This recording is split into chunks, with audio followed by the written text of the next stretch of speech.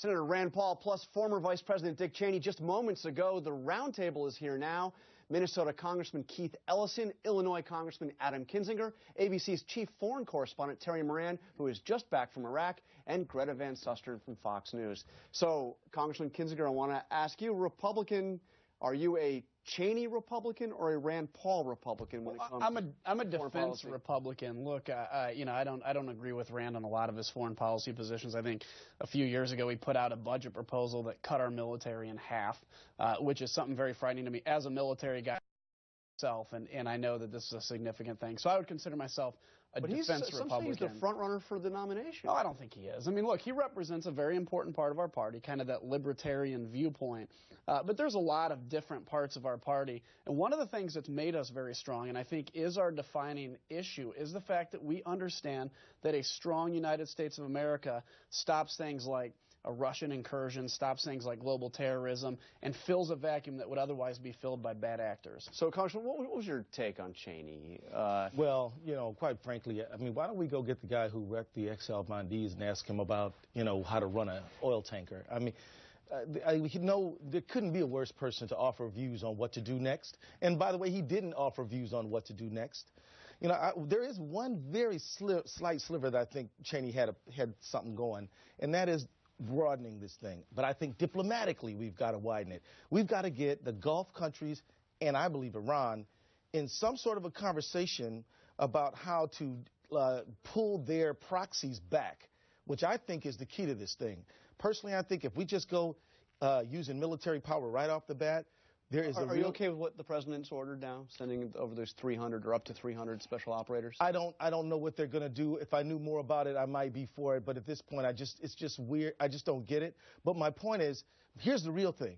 Without the diplomatic engagement, if you use military power, you run the risk of driving ISIS and the Sunni population together.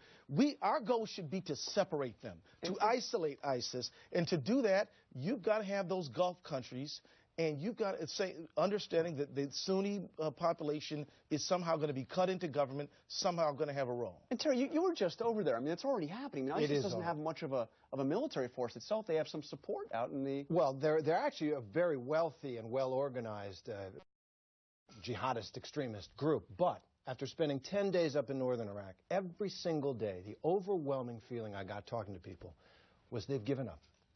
They've given up on Iraq. They've given up on each other. The army won't fight for the nation.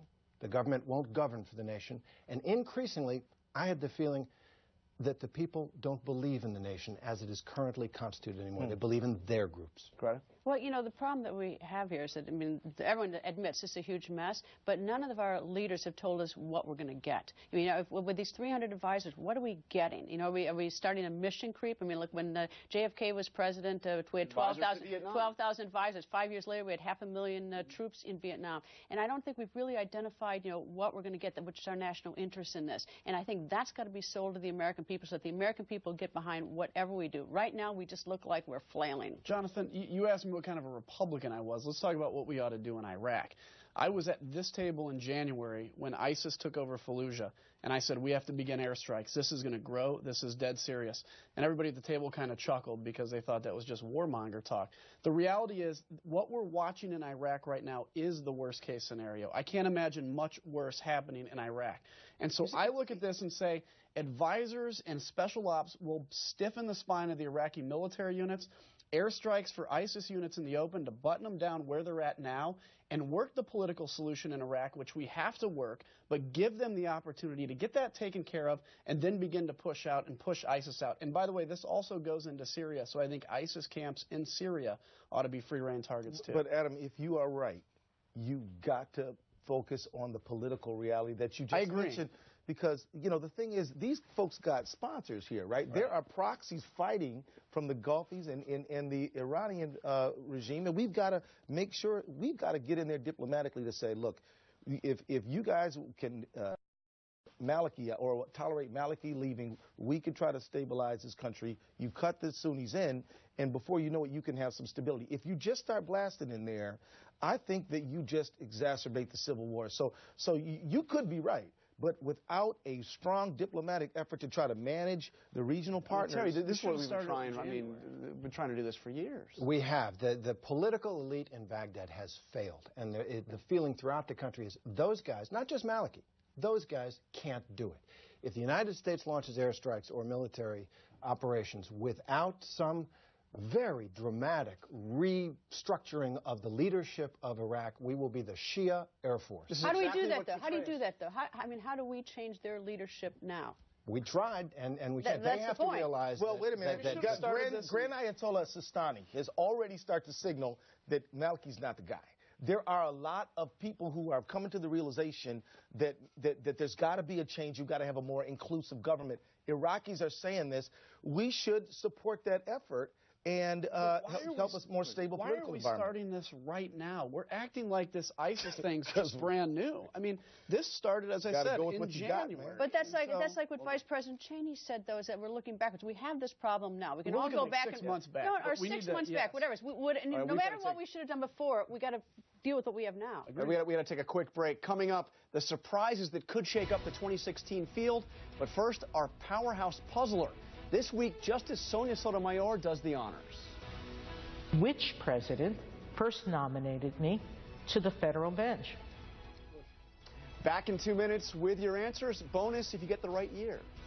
So which president first nominated Justice Sotomayor to the federal bench? Let's see the whiteboards, Congressman Ellison. I would have got the bunch one. Here we go. Clinton, 98 is your guess. I said Bush, but I didn't really know. I copied off Terry. Terry. I said first Bush, 1991. I said Bush, but then I put my source here as Terry Moran. All right. Here is the answer from Justice Sotomayor. George H.W. Bush in 1991.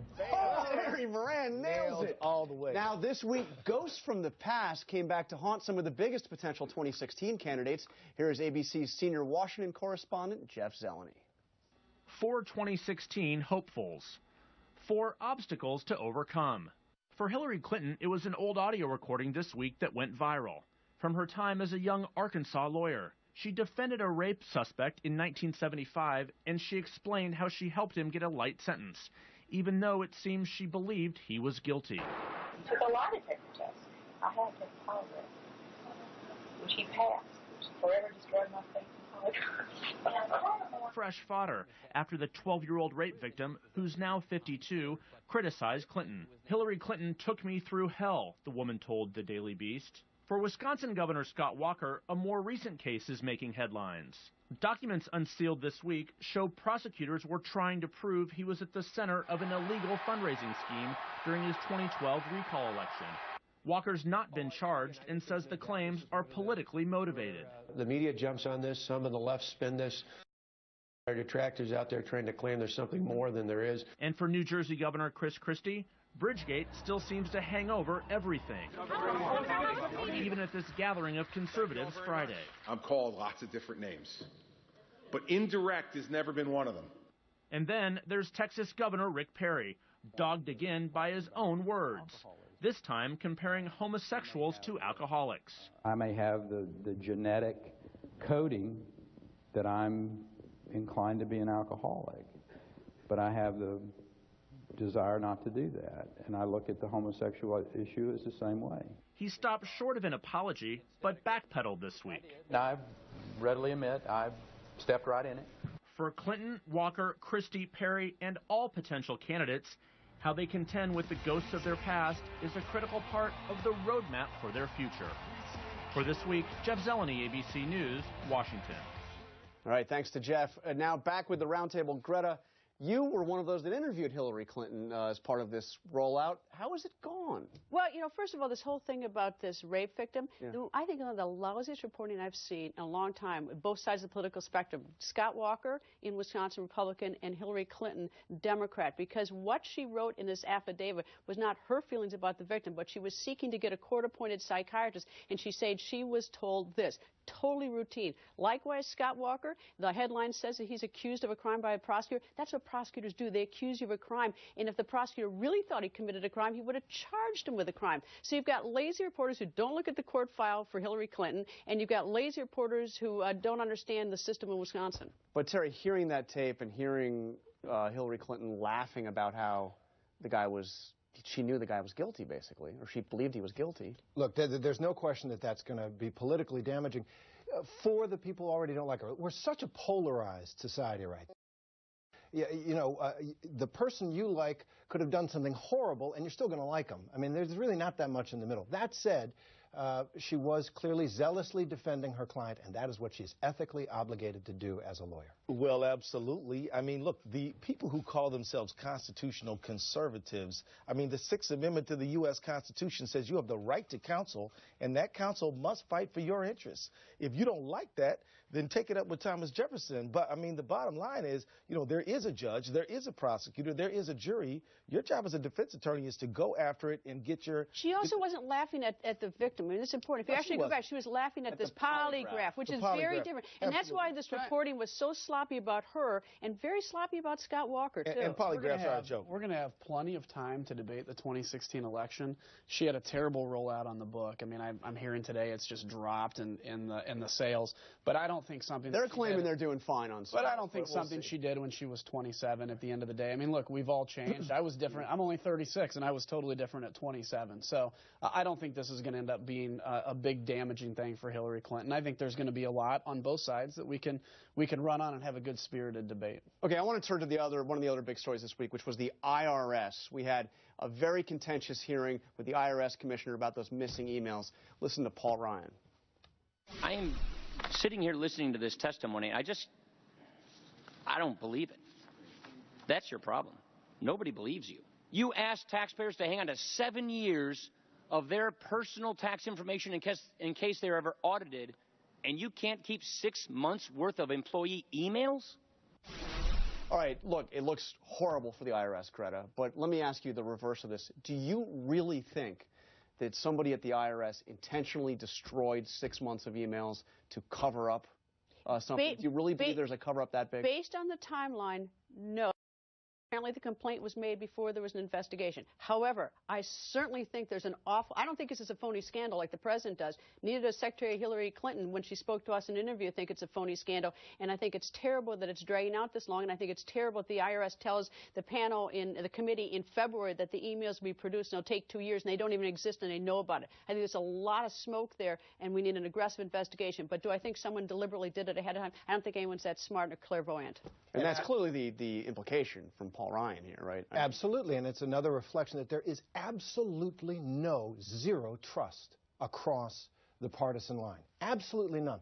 The notion that this may not time out correctly or that it is far-fetched will not be accepted as a legitimate explanation by half of the country. And it would be the same if the situation were reversed. See, but I don't think this is just about a lack of trust. This is about a real issue. The IRS, supposed to be the most independent organization, coming after Tea Party conservative groups, in essence by their own admission, and then finding out that, oh goodness, we lost all these emails. I mean, this is a lot of not just smoke, this is fire, and this is something that, you know, maybe there was no scandal behind this, but that's what we absolutely have to get to the bottom of. It's not a partisan issue as much as it's just reality. Well, there is no scandal here. They went after the left and the right, arguably, but here, what this is about is distraction, just like the whole Benghazi thing.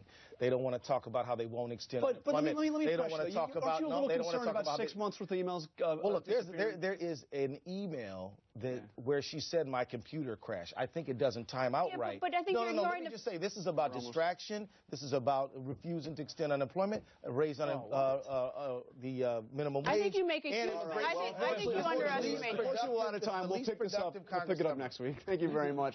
Thanks, everyone. Now let's get back to Mark.